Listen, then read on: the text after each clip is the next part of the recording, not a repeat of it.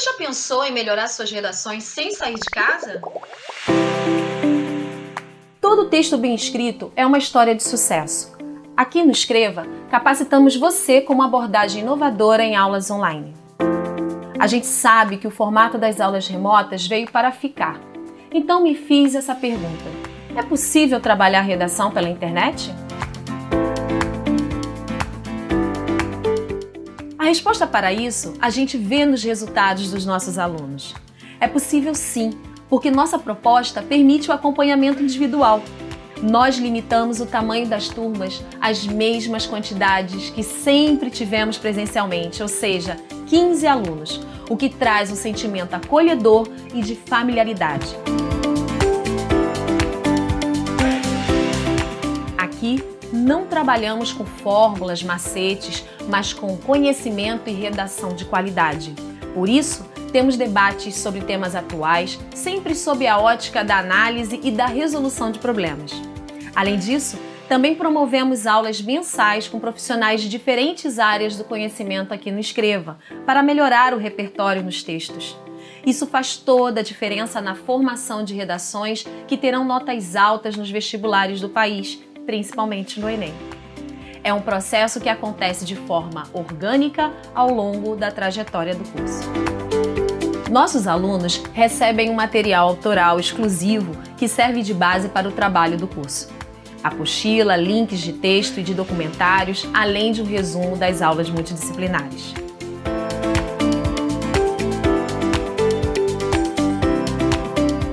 As correções das redações são feitas por pessoas, não por máquinas de inteligência artificial, e são sempre acompanhadas de comentários construtivos.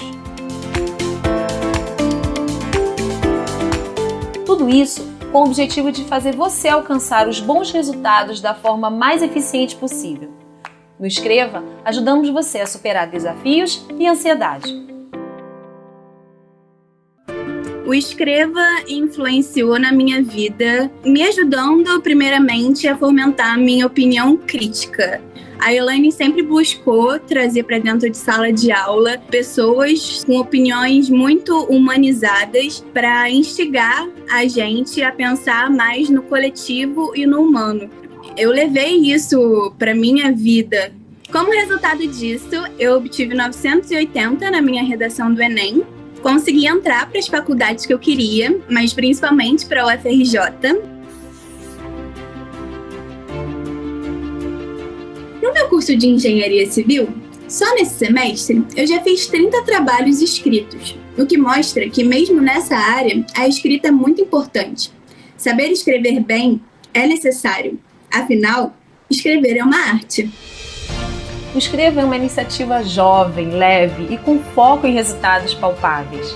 Foi assim quando começamos há 4 anos e continuará desse jeito agora com um novo formato para fazer com que nossos alunos levem essa experiência para a vida.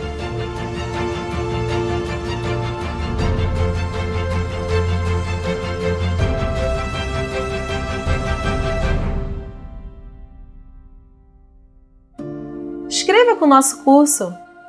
Eu e minha equipe estamos de salas abertas para 2021.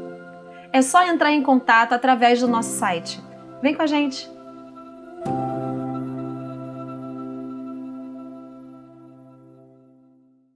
Bom,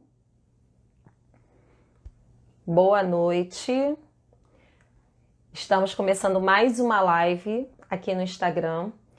E a ideia dessa live é justamente promover uma conversa sobre a questão dos impostos, o que são impostos, o que são tributos, e ao mesmo tempo fazer com que a gente também pense em propostas de intervenção que sejam compatíveis com a questão da redação dos vestibulares, principalmente se tratando do Enem. Então agora nesse momento, deixa eu só verificar se está tudo certinho aqui. Vou convidar o nosso convidado, mas assim, vou ser redundante, né? Deixa eu ver se o Alberto conseguiu chegar. Aqui. Oi, Alberto, tudo bem? Oi, tudo bom, Eliane? Como é que você tá? Tudo bem, consegue me ouvir? Claramente, em alto e bom som.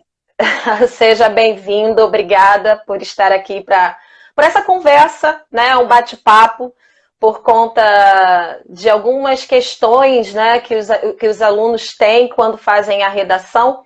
E muitas vezes a gente, no processo de correção, a gente encontra algumas propostas que não tem muito a ver, que não fazem não tem coerência, né, no processo real, né, do que de fato é imposto, do que é tributo, quem cria imposto, quem não cria, imposto é roubo, não é? E aí eu tenho uma lista aqui, tá, gente, para poder apresentar o Alberto Macedo. Ele é bacharel e mestre e doutor em Direito Econômico, Financeiro e Tributário pela USP. MBA em Gestão Pública Tributária pela Fundação Dom Cabral. Eu tenho que copiar aqui, eu tenho que colar, tá? Eu tenho que ficar colando aqui. E eu vou falar, dentre outras coisas, professor nos cursos de pós-graduação em Direito Tributário. Então, assim, é uma pessoa mais do que recomendada para estar aqui com a gente para falar sobre isso. Mais uma vez, obrigada. Agradeço ao pessoal que está chegando, sejam bem-vindos. Já vi que o Fábio Henrique está aqui. Jaqueline, seja bem-vinda. Gabi Bastos, seja bem-vinda. Vamos lá. Eu vou fazer primeiro algumas perguntas para a gente se orientar aqui, tá? O que é imposto? Bom, imposto é um tipo de tributo, né, que o Estado cobra. Quando eu falo Estado, tem que entender o que é Estado. E tem dois conceitos para Estado. Tem o Estado de uma forma genérica, né, que é o poder público, vamos chamar assim, e o Estado específico como um tipo de ente da federação. Então, quando eu falo o Estado cobra, é de forma genérica, porque você tem imposto que é federal, da União, né, tem imposto que é estadual, aí o Estado de forma específica, né, o imposto que é municipal. Então, você tem três esferas de poder, de esferas federativas. O Brasil é uma federação, né, assim como os Estados Unidos também é uma federação. Né, as 13 colônias lá atrás se juntaram, né, e abriram mão de poder em prol da União formar lá os Estados Unidos da América, que começou pequenininho e foi crescendo com outros membros da federação. No Brasil foi um pouco diferente, foi um pouco de cima para baixo. Então, os estados foram sendo criados, o país era unitário lá, da época do Império e tal, e a federação com a República surge, e também os municípios. Então, na Constituição de 88, você tem 13 esferas federativas. Então, você tem tributo de esfera federal, você tem tributo de esfera estadual e tributo de esfera municipal. O imposto é um dos tipos de tributo, né? Então, o imposto, você tem ali no imposto, ele não tem uma vinculação específica, né? É um tributo em que é cobrado a partir de riquezas que estão verificadas na sociedade, e tem que haver uma previsão constitucional e também da lei legal, no caso de cada ente competente, para poder cobrar esse imposto. Então, o imposto é um tipo de cobrança de um ente federativo, seja ele União, Estado ou município, para fazer frente à prestação de serviço público para a sociedade em geral. E aí, vamos lá. Existe diferença, por exemplo, entre taxa, imposto? Qual seria essa diferença? Bom, primeiro eu vou fazer essa parte, depois eu tenho uma segunda parte nessa pergunta. A principal diferença entre a taxa e o imposto é que o imposto tem uma natureza de não vinculação a uma atividade estatal específica. Então, o imposto é cobrado quando a legislação, a Constituição e as leis, a Constituição permite e as leis criam, né, situações de riqueza. Então, por exemplo, a gente tem a nossa atividade privada normal. Então, se eu tenho um carro, eu vou ter que pagar o IPVA, que é o Imposto sobre Propriedade de Veículos Automotores, né? Perceba que não tem nenhuma atividade do Estado relacionada. Eu não vou pagar algo porque tem um serviço imediato em troca. Vai ter um serviço sim, mas não de forma imediata. Vai ser um imposto que ele vai abastecer os cofres, no caso do IPVA, que eu dei exemplo, os cofres dos estados, né? Estados membros, São Paulo, Rio de Janeiro, Minas Gerais, etc., né? E aí, com esses recursos, vão prestar serviço à população em geral. A taxa já é diferente. A taxa tem uma vinculação da sua aplicação. A taxa ela pode ser criada por conta de um exercício do poder de polícia, né? Então, o poder de polícia, às vezes, demanda a criação de uma taxa. Então, um exemplo de poder de polícia. Fiscalização sanitária, né? Então, quando a União ou o Estado tem que haver fiscalização sanitária, ela pode cobrar uma taxa a fim de ajudar a financiar essa atividade de exercício de poder de polícia, que a gente chama, né? Tem taxa por conta de serviços públicos específicos. Então, aí você tem que ter a taxa só pode ser cobrada sempre por lei. Qualquer tributo tem que só pode ser cobrado havendo a previsão legal e a autorização constitucional. Então, quando há um serviço público a ser prestado, por exemplo, você vai tirar um passaporte lá na Polícia Federal para poder viajar para o exterior. Ali eles vão cobrar uma taxa também, né? Por conta de um serviço específico. Aquele serviço tem um custo, e aquele custo ele acaba que é necessário ser financiado de forma a não cobrar de todo mundo, mas sim de quem está demandando aquele serviço específico, né, perante o Estado, né? Então, um outro exemplo de taxa, a taxa de coleta de lixo. Então, alguns municípios, é uma competência municipal, né? Então, alguns municípios têm custo para coletar o lixo da população como um todo. E esse custo, o município pode entender, e ele tem autorização constitucional para isso, ele pode, por lei, criar essa taxa, uma taxa de coleta de lixo, né? Então, o gari que passa na porta da sua casa lá para tirar o lixo, pode haver uma cobrança de uma taxa para fazer frente a esse serviço público. Então, a diferença entre imposto e taxa é que o imposto ele é arrecadado a partir de atividades que revelam riqueza. Eu dei exemplo da propriedade de veículo automotor, IPVA. Na verdade, nós temos no Brasil previsto, nós temos 13 impostos previstos, né? São 7 impostos federais, 13 impostos estaduais e 13 impostos municipais. Cada um desses impostos, ele tributa uma riqueza específica. Lembra que eu falei que o imposto decorre de não haver algum tipo de destinação específica por conta daquela cobrança. Simplesmente porque alguém revela uma riqueza. Ter um carro revela uma riqueza. Ao oferir renda, você recebe o salário da sua empresa, a sua empresa retém na fonte imposto de renda. Depois vai ter o ajuste lá no início do ano seguinte.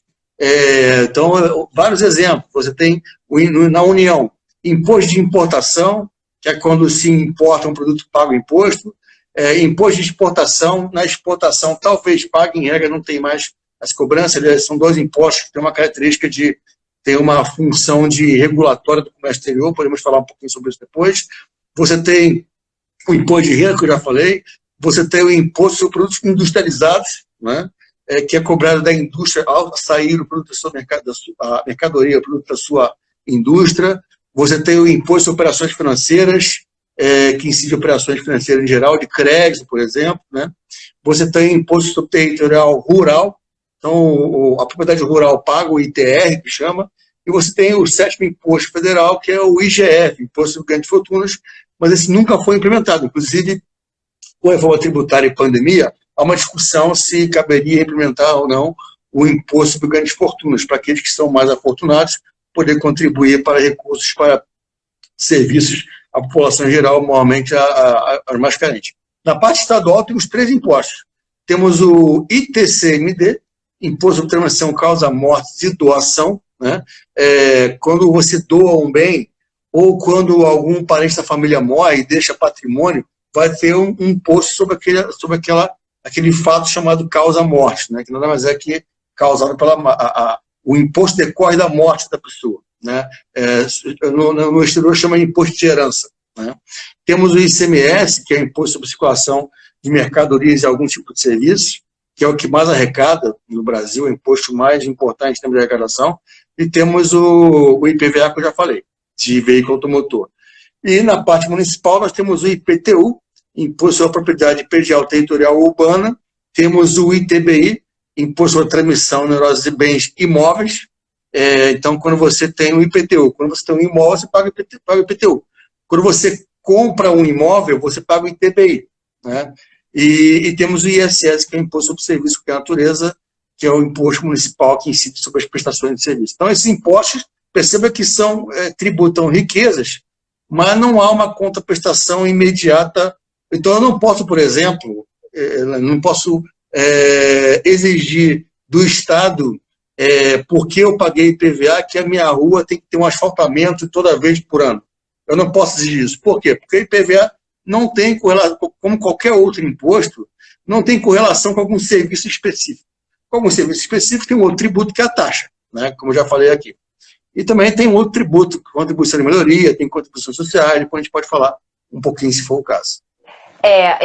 E eu queria chamar a atenção, principalmente assim, dos estudantes que farão o Enem, né? A proposta desse encontro, né? Dessa conversa, é justamente a gente pensar, na hora de propor, né, aquele desfecho da redação, em que a gente tem que usar os 5 elementos, quem vai fazer o quê e que tipo de imposto pode ser pensado ou uma destinação. E aí eu queria falar sobre a questão dessa destinação, Alberto, que é a seguinte, muito se fala, inclusive, eu quero até ver quem foi que comentou aqui, Fábio Henrique fez um comentário, né? As pessoas reclamam que pagam IPVA e ainda assim as ruas estão esburacadas. Pois é nesse pedaço, né, o IPVA. Vamos pensar, por exemplo, em um tema sobre mobilidade urbana, e a proposta de intervenção é pegar o IPVA e usar essa arrecadação para que se melhore o processo de mobilidade urbana, enfim. A questão se o imposto não tem uma destinação específica. Então, acho que quem não sabia agora está sabendo. Não adianta reclamar de rua esburacada, mesmo pagando IPVA. Como é possível pensar em uma solução dentro dessa perspectiva, né? O imposto não tem uma arrecadação. O uso dos impostos, né, dessa arrecadação de impostos, é para diversas frentes, certo? Como fazer, por exemplo, se a gente quiser asfaltar a rua quando alguém reclama sobre isso? Como é que funciona isso?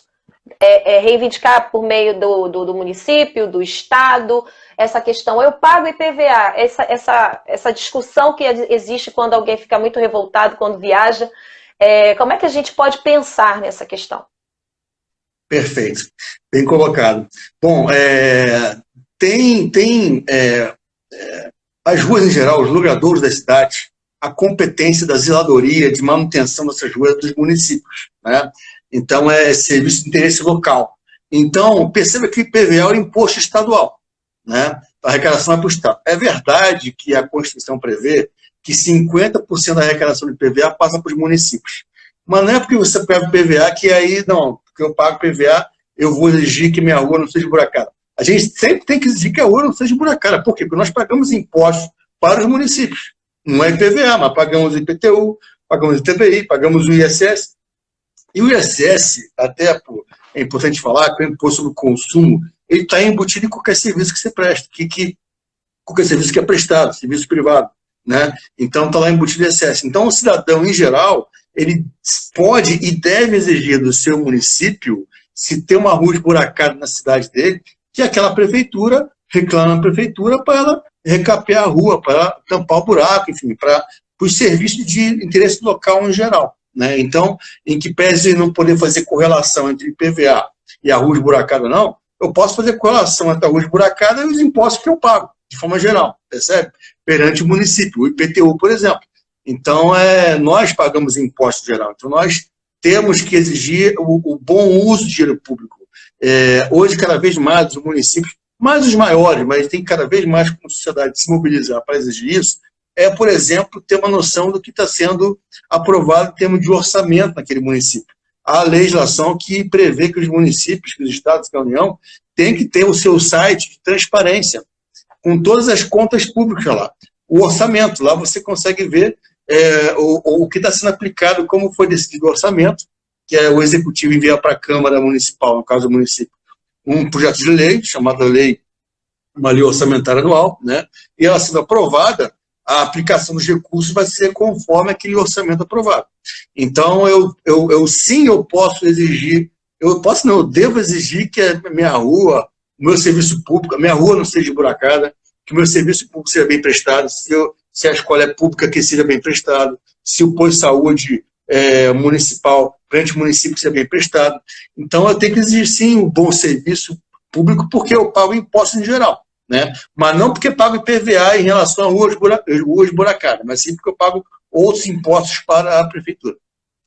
Surgiu uma dúvida, eu não sei se tem mais alguém aqui. Pessoal, se alguém quiser fazer alguma pergunta, pode mandar, que aí a gente vai colocando aqui para a gente, enfim, colocar em pauta aqui na discussão. Mas, assim, você toca numa questão que é importante, que é a transparência, tá? Deixa eu só explicar, Alberto. De vez em quando eu vou pensando em 1000 coisas, eu começo a anotar, que já estou anotando aqui, para justamente fazer essas perguntas a você. A transparência, primeiro, ela é prevista, ela é obrigatória, está prevista na Constituição? Essa é uma pergunta. Se está, como ou por que, na verdade, por que não se tem? A gente sabe que tem uma questão de vontade política, né? Mas o que é preciso para que a transparência sobre a gestão desses recursos que são pagos pelo cidadão, como é que a gente pode acompanhar e cobrar em algum lugar sobre essa questão? Olha, tem que haver transparência, a gente não está vendo, a gente não consegue acompanhar como esse dinheiro arrecadado chega em termos de serviços, né, para a população, enfim. Eu falei muita coisa. Bom, não, tranquilo. A gente, cada vez mais, as prefeituras têm disponibilizado canais. Canais, normalmente, através do seu site.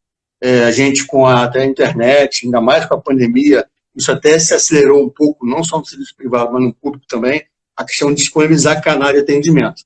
Então, é importante que, nessa questão da transparência, a prefeitura tenha o site, o portal portal de transparência, que chama, né? Tem a lei de acesso à informação, que é uma lei federal, mas é uma lei que se aplica a estados e municípios também, que chama de LAI, Lei de Acesso à Informação. E, por conta disso, os órgãos públicos têm a obrigação de prestar informações, não só quando demandados. Então, você pode também entrar com uma demanda através de um órgão público. Aí depende como é que é. No município, por exemplo, no município de São Paulo, aqui onde eu trabalho, tem lá um canal específico, você consegue lá entrar no sisteminha, e no sistema e pede o dado que você está querendo, né? Mas também tem a questão da transparência, no sentido de o orçamento estar disponibilizado no site. Então, é importante isso. Uma outra forma de transparência, sim, a transparência é na linha mais genérica do princípio da publicidade, né? Na previsão constitucional que você perguntou se tem, no sentido de publicidade, né? Você tem também a ideia de que você pode participar nas câmaras municipais das audiências, são audiências públicas, né? E é óbvio que é difícil, a gente está no dia a dia, Alberto, muito teórico isso, cara, eu tenho que trabalhar. Dá trabalho, sim, né? Exato. Não, é difícil mesmo, nós temos que cumprir nossa carga horária de trabalho, então, mas eu sempre fiquei pensando nesse tipo de coisa, né? Ora, e as entidades associativas? Entidades associativas até com o pessoal, às vezes, mais idade, mais experiência, aposentado até, mas de forma geral, entidades associativas que acabam podendo representar a sociedade, aí depende do setor, mas enfim, representar a sociedade, por exemplo, na Câmara Municipal, em relação a um orçamento municipal a ser aprovado, por exemplo, na Assembleia Legislativa, né? Ou na questão federal, é um pouco mais longe, né? Brasília, né? Mas enfim, a gente, como sociedade, nós temos que nos mobilizar e ir construindo canais de forma a conseguir chegar nos ouvidos dos parlamentares cada vez mais e dos poderes executivos, né, cada vez mais as nossas demandas. E canais nos quais possam ser registradas reclamações para que se pontuem serviços públicos que não estão sendo bem prestados, né? Então, isso é uma construção. Não se faz do dia para a noite, mas isso se faz quando a gente, como sociedade, vai percebendo cada vez mais que a gente, unido de forma associativa, diversas formas, vai perante esses poderes que estão lá, no final das contas, para nos servir. Servidor público é para servir o público, né? Essa é a função do servidor público. Sim, né? Então, por aí. Existe, quando você fala dessa questão das entidades associativas, eu queria sinalizar para os estudantes um aspecto importante. A gente pode pensar em organizações não governamentais nesse processo, né, uma aglomeração, vamos dizer assim, uma associação mesmo de pessoas que se encarreguem de pressionar os políticos. Uma outra questão que tem aparecido muito, sobretudo agora com a questão da CPI da Covid, é de que as pessoas participaram. É positivo e não é, a gente pode refletir em um outro momento sobre isso, mas essa pressão que existe nas redes sociais acerca daqueles parlamentares, né, no caso, os senadores da CPI, que recebiam perguntas, questionamentos. Então, são formas também de mostrar uma participação cidadã acerca do gerenciamento dessa arrecadação que acontece, né? Existe uma divisão, Alberto, acerca do que tudo que, por exemplo, o ano inteiro, tá? Vamos pensar assim, o ano de 2021 teve tantos, sei lá, X reais arrecadados. Como essa divisão funciona? Existe um problema acerca desse dinheiro que sai dali da fonte, né? Porque esse dinheiro vai para algum lugar, né? E aí vem a professora aqui tentando aprender também, tá, gente? Esse dinheiro vai para algum lugar, fica lá dentro de algum canto, guardado. E aí a gente precisa agora distribuir isso.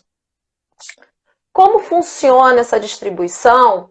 É proporcional? Não é proporcional? Existe uma burocracia que atrapalha, atravanca e até contribui para o processo desse dinheiro evaporar aos pouquinhos, conforme a cadeia alimentar vai acontecendo? Você pode explicar isso? Muito bem colocado. Então, vamos lá. Hoje, quem mais arrecada, a maior receita tributária é da União. É da ordem de mais de 60%, né?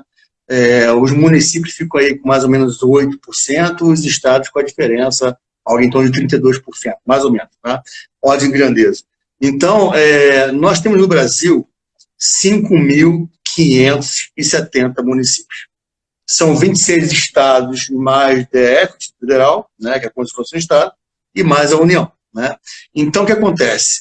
Como é que vamos pensar por partes. A União, a maior parte da arrecadação dela é por conta da Seguridade Social.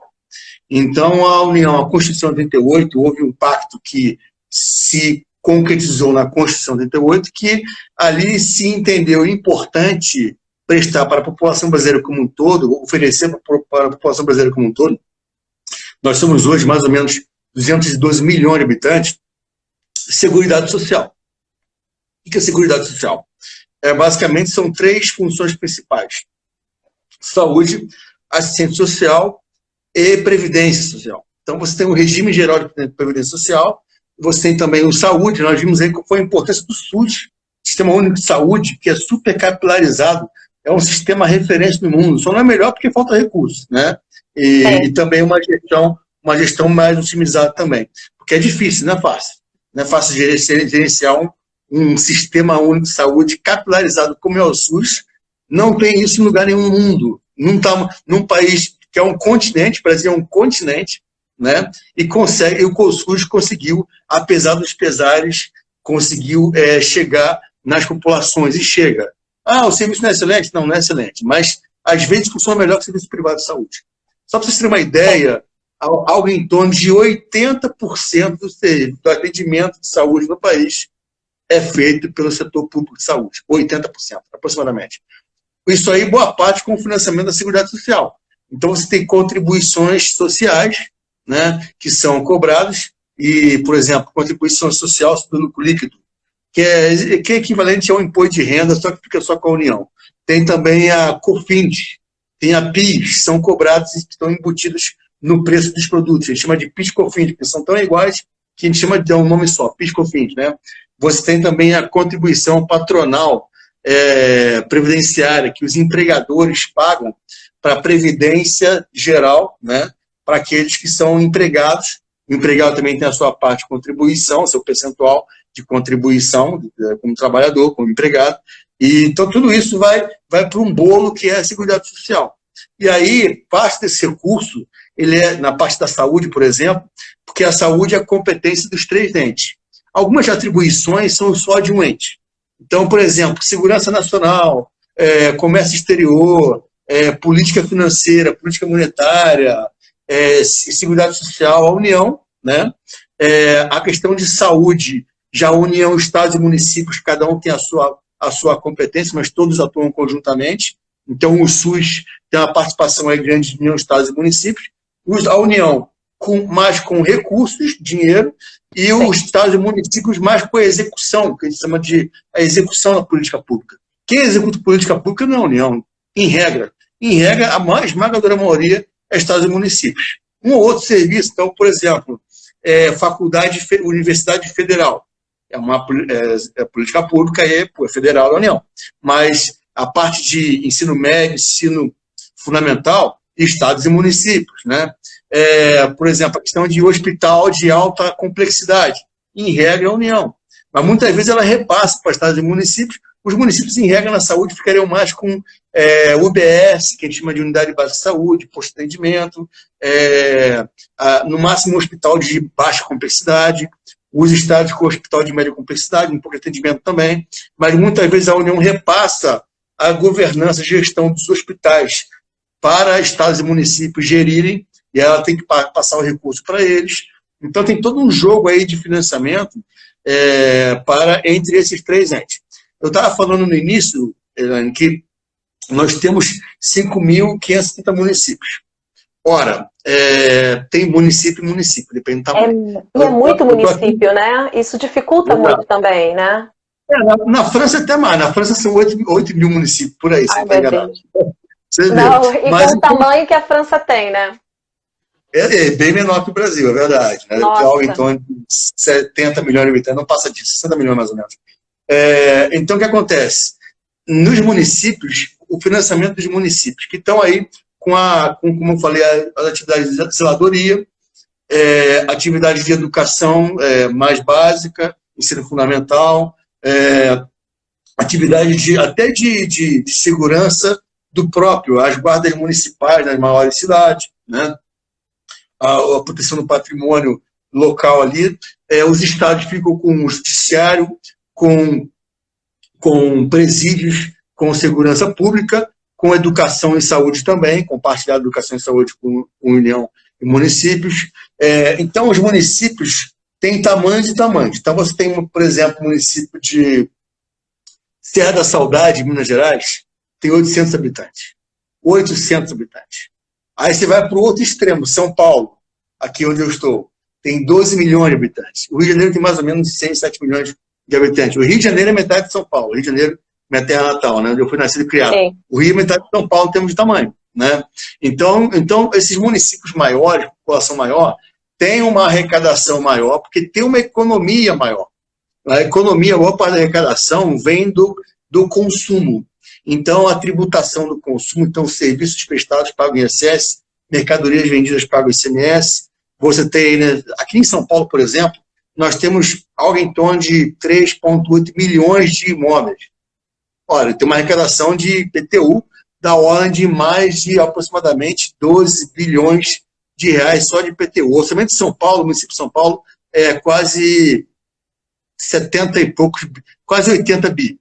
Quase 80 bi. Só perde para o da União e para o do Estado de São Paulo. E está quase ultrapassando o Estado do Rio de Janeiro, o orçamento do município de São Paulo. Você vê como é que é um município grande.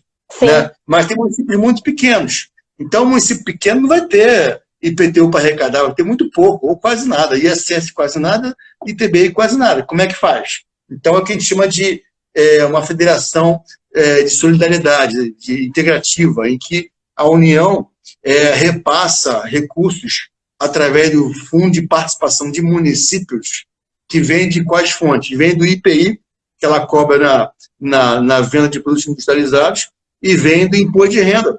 Então, boa parte do IPI, imposto de renda, é repassado para financiar o Fundo de Participação dos municípios.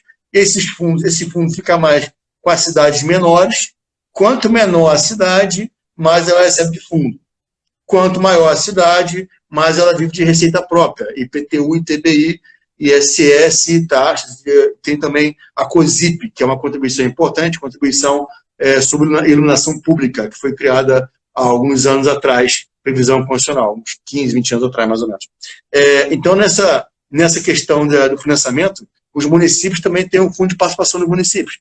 tem outra fonte que é o quê? Que é o Fundeb. Alguns impostos estaduais e até federais contribuem, e a União repassa valor também, para formar o Fundo de Desenvolvimento do Ensino Básico para estados e municípios. Então, também há recursos para esse fundo específico para a educação, né? Então, você vê que e os estados também recebem da União, também financiado aí pelo IPI, pelo Imposto de Renda, o FPE, Fundo de Participação dos Estados. Então, perceba que, dependendo do tamanho, varia um pouco a fonte de financiamento. Então, uma combinação aí, tem um combo para tentar equalizar, mais ou menos, receita e despesas de cada ente federativo. Nossa, é inimaginável, porque, a princípio, né, se pensa que cada município fica responsável de uma certa maneira, né? E aí realmente existem municípios que não têm arrecadação, ou a arrecadação é mínima para que tenha condições de seguir, né?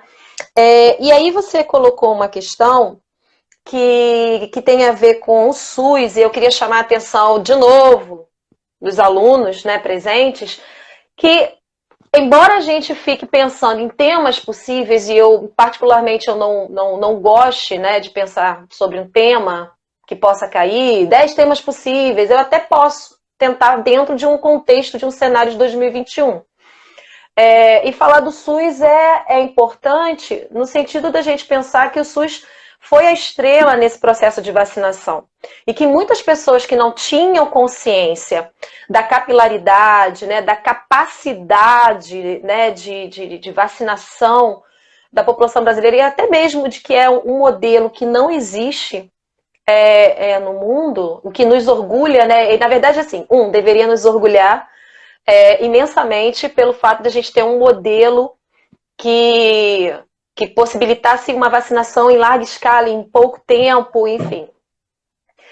E é lamentável, por outro lado, a gente pensar que o investimento que poderíamos ter, né, para o SUS, para que isso aconteça, né, para que a gente possa ter uma saúde pública de qualidade, isso é muito, parece assim, um sonho para a gente, né, aumentar esse investimento, usar esses recursos de uma maneira mais eficiente, talvez seja uma palavra, né, Alberto, por favor, você me corrija, para que a gente possa, né, ter uma saúde pública em que a gente não precisasse recorrer a outros, né, a um plano de saúde, ou então esperar que, de repente, um posto funcione melhor, né, para que a gente possa recorrer também. E aí, Alberto, o que falta, assim... não quero não cabe aqui entrar numa questão ideológica, mas a gente sabe que é de longa data, né? De anos. Né? Em um momento a gente tem mais investimento, outro momento a gente tem menos investimento. O que seria o ideal, já que a gente tem essa arrecadação, em termos de serviços para a população? Quando a gente fala de educação, você falou do Fundeb, você falou... da questão da saúde pública, a gente tem a questão do transporte público, que não é uma questão federal, é uma questão que vai para o estado e município, dependendo, né? Você pode também me corrigir se eu estiver equivocada.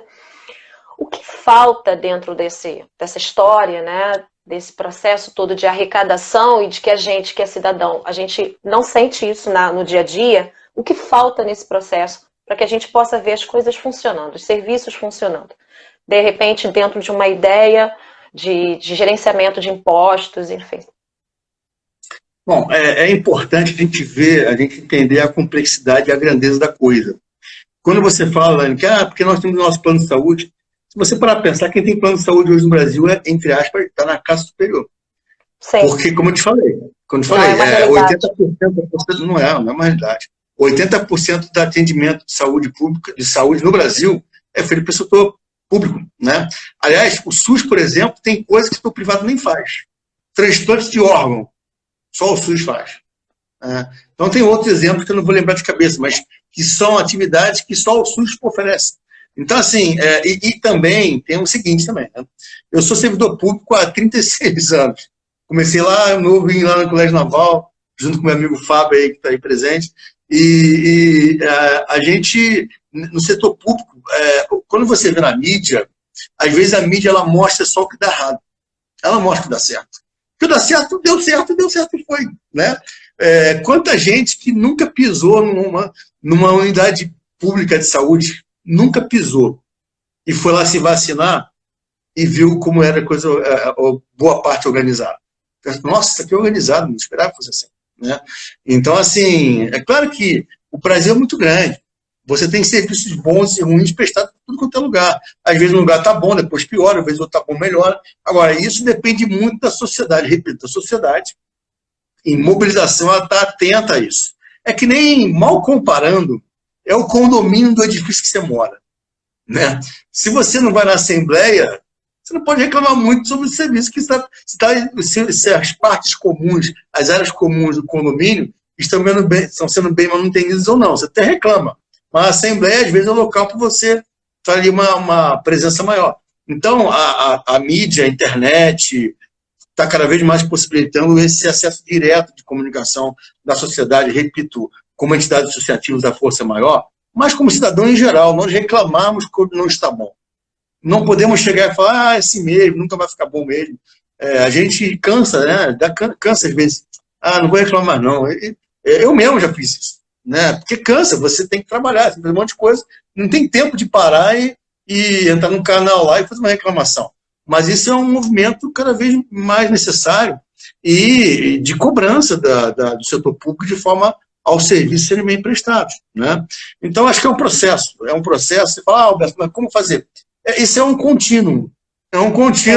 Mas quanto mais mobilizada a sociedade, e quanto mais nós entendemos para que servem os tributos e o que podemos cobrar à luz do que pagamos, né?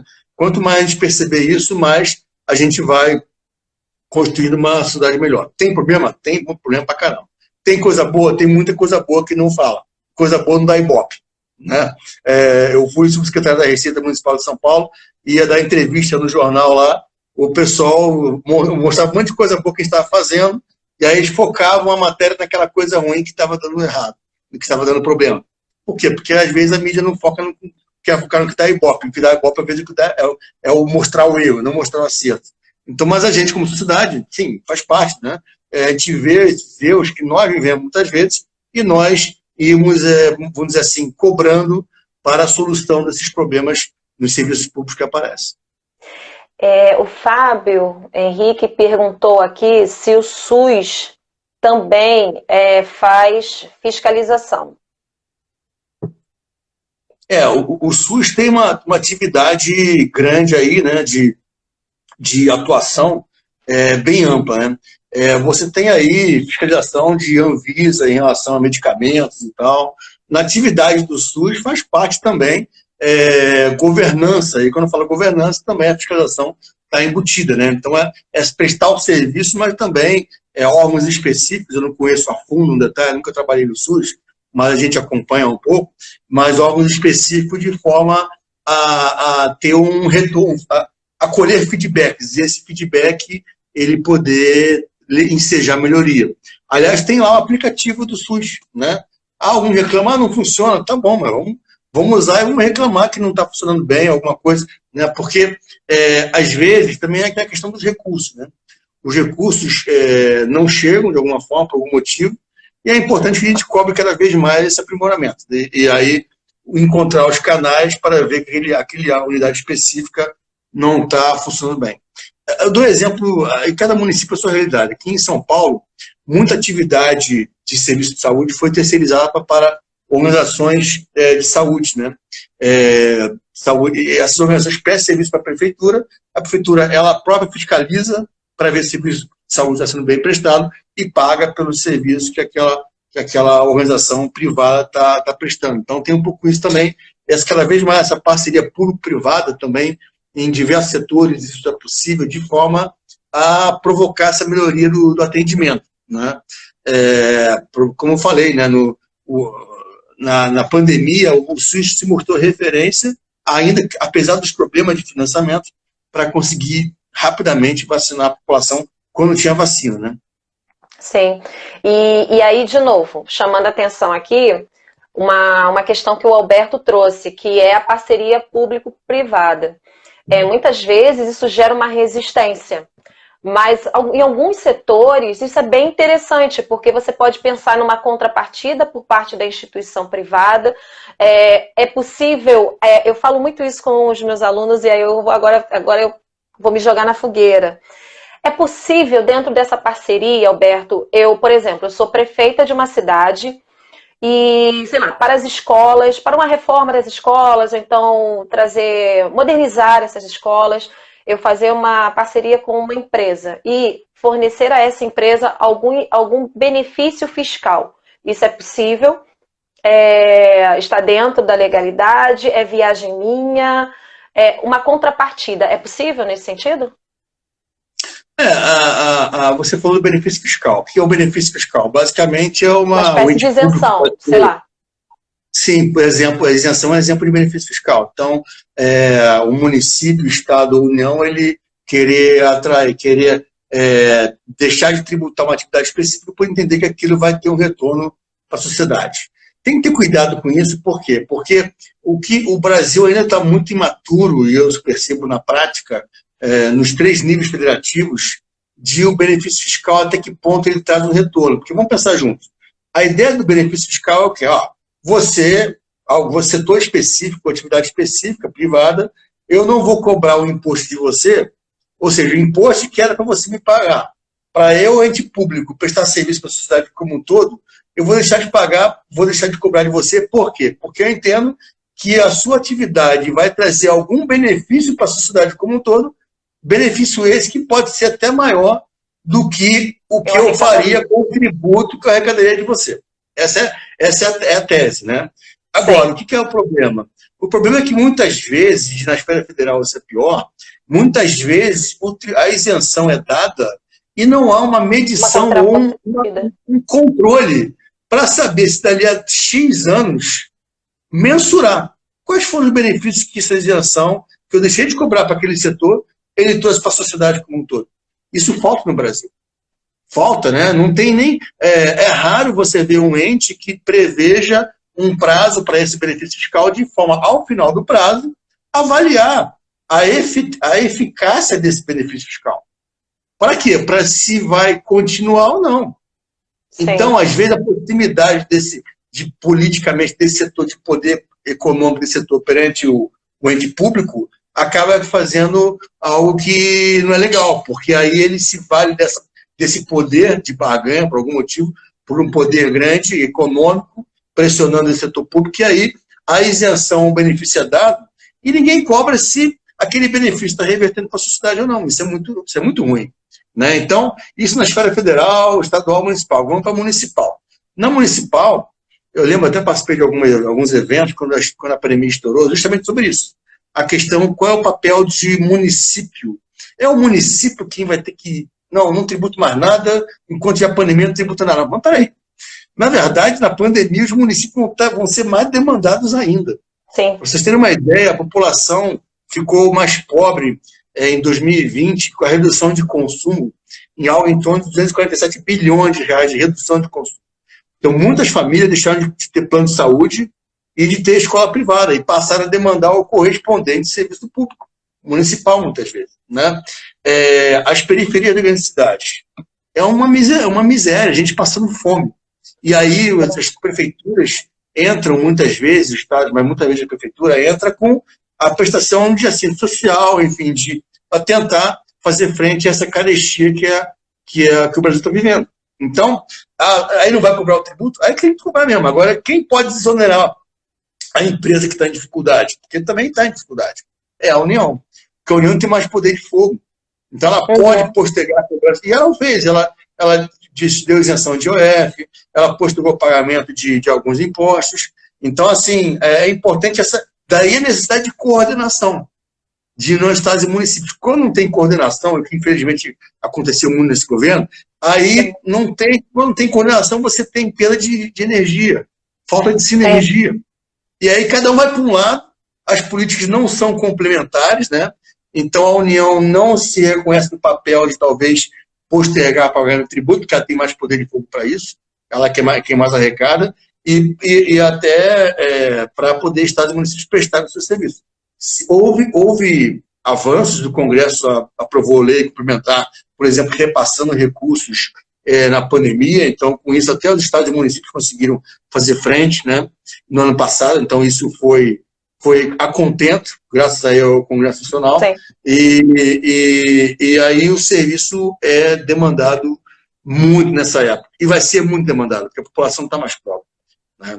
Então, já esqueci a pergunta que você falou, mas eu falei Não, acho que é por aí, assim, dentro de na verdade, é porque também é muita informação, né, e a gente acaba até, assim, eu fico pensando, assim, em muitas situações, a pergunta era justamente sobre essa parceria, né, público-privada, e o que e aí você organizou, né, de uma certa maneira na nossa cabeça aqui, como é que funciona essa questão de fiscalizar o que de fato traz benefícios para a população como um todo e a vantagem, a contrapartida, que muitas vezes não acontece para a população. Mas deixa eu complementar, você falou da parceria público-privada, então eu falei, você falou do benefício fiscal, que é uma coisa, aí não é bem parceria público-privada.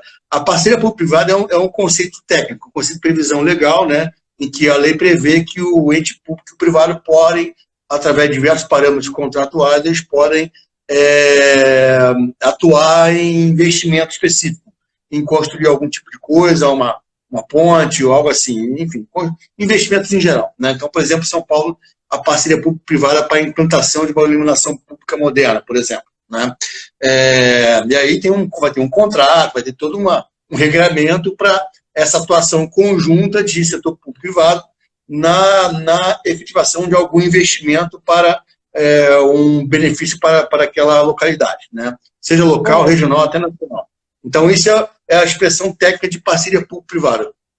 Agora, quando você falou de benefício fiscal, não seria bem parceria público-privada. Basicamente, é o Estado entendendo que, ao desonerar, ao não tributar aquele setor específico, aquela atividade específica, ele entende que aquilo está fazendo, vai ter um retorno melhor para a sociedade do que com o que ele faria com aquele tributo arrecadado. Mas, repito, nessa parte aí, é importante ter o controle para que se verifique se realmente isso ainda falta muito no Brasil. Falta muito, nível federal, estadual, municipal. O federal é o pior porque é o maior, o que mais arrecada, e o efeito de deixar de arrecadar é o maior. E a população precisa muitas vezes. Né? Então, é importante essa mensuração, primeiro ter prazo. E nem isso tem. Muitas vezes a lei não prevê. É verdade. E segundo, prazo cumprido, indicadores que possam mensurar o que de positivo aquela não cobrança de tributo ela trouxe de bom para a sociedade. Entendi. Bom, a gente tem 7 minutos e a gente sabe que quando a gente fecha essa hora no Instagram, acaba a live. Então eu queria fazer, na verdade, aquela pergunta que orientou o título da nossa live. Para encerrar. Imposto é roubo ou não? Olha, imposto não é roubo, né? O que a gente tem que olhar é o que fazem com o recurso, né? Então, eu já vi algumas frases aí no Instagram, não, imposto é roubo. Mas, assim, as pessoas que falam isso, elas andam nas ruas, elas param no sinal de trânsito, elas têm um parque público perto de onde elas moram, muitas vezes. E às vezes, o parque público está mais em bairros mais de maior poder aquisitivo e menos numa periferia, por exemplo. E às vezes quem fala que imposto é roubo é quem mora no bairro que tem um parque público, né? E que tem uma ruazinha asfaltada bonitinha. Né? Então é importante que se perceba a atuação do Estado. O Estado tem que atuar, claro, em coisa específica. O Estado não tem que se meter no mercado de forma geral. Mercado é mercado, Estado é Estado. Mas, muitas vezes, o Estado entrar para ter mais ganho de escala na prestação de serviço para uma população imensa. O Brasil é um país pobre, né? Um país muito desigual. Aliás, estudos econômicos já comprovaram, tem um tal do índice de Gini, que mede desigualdade, né, entre países, né? E já se demonstrou, eu estava lendo de economia recente, o índice de Gini medido antes e após os serviços públicos de saúde e educação. Ora, após serviços públicos de educação, o índice de Gini foi o indicador que mais abaixou, mais reduziu a desigualdade. Por quê? Porque o Brasil é um país pobre. Não é uma realidade da população brasileira ter plano de saúde, não é. Como eu falei, em torno de 15 a 20% da população tem plano de saúde. Né? Então, educação pública, mais ou menos também, em torno de 80% da educação no país é pública, não é privada. Não tem nem condições de ter privado, o país é muito grande. Então, o que temos que fazer? Cada vez mais demandar a melhoria dessas atividades de serviços públicos, né? O imposto serve para isso. Né? Então, é importante que nós que pagamos imposto embutido na mercadoria que a gente compra no supermercado, que pagamos imposto quando recebemos um salário, que pagamos imposto quando compramos um automóvel, quando compramos uma casa, quando temos uma casa. Então, nós, com isso, pagamos imposto. Então, temos que exigir que o recurso do imposto não seja roubado, vamos colocar assim, para acabar com essa... seja aplicado, bem aplicado, né, cada vez mais.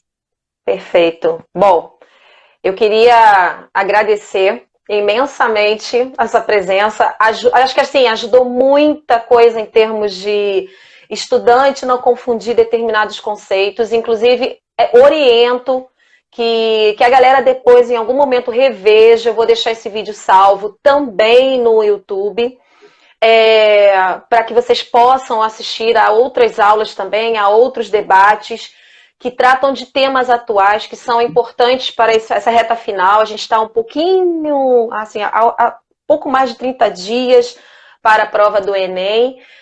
Esse fim de semana a gente vai ter a prova aqui no Rio, da PUC, do Rio de Janeiro. Então, mas que assim, é um outro modelo de redação. Mas eu gostaria muito de apelar aos alunos, aos estudantes, que tenham muita atenção nesse processo de construção de argumentos, de propostas de intervenção. Tá? Então, assim, esta semana a gente vai liberar um e-book sobre esse caminho para a nota 1000, em que a gente pode ajudar, assim como também a newsletter do Escreva. Vou deixar essa live salva.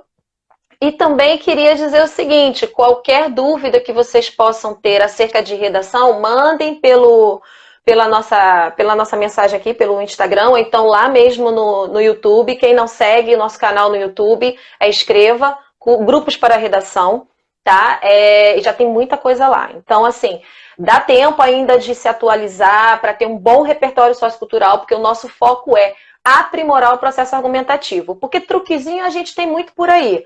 Mas conteúdo de qualidade, desculpa, gente, foi mal. Hoje eu particularmente amei. Se eu tivesse, assim, mais uma hora eu ficaria, mas eu não ia fazer isso com você numa segunda-feira.